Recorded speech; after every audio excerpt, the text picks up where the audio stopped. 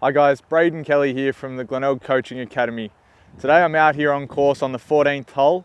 I've just played my tee shot over the back of the green and I've found myself with this tricky little uphill shot to a short pin. Quite often we'll find ourselves in this situation and be tempted to pull out a lofted wedge and try and float that ball up onto the green and stop it next to the flag.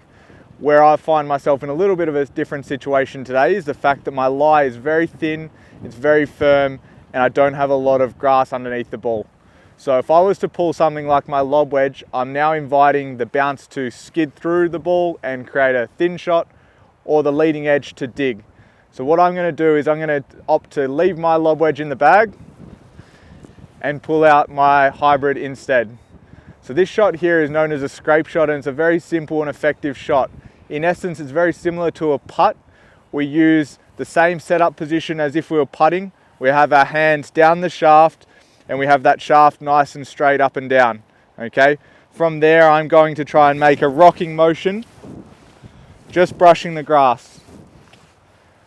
If I can, I'm going to get the heel of that club just slightly off the ground to help skid the club into the ball even more. This shot will keep the ball low and get it running up at that ledge.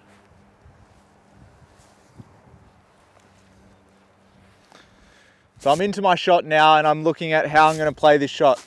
Ideally, I want this ball to be tumbling and rolling by the time it gets to the upslope. I don't want this ball to land in the upslope because that's going to take a lot of its speed. So my idea is that I'm going to get the ball running on the flat and let it run up the slope.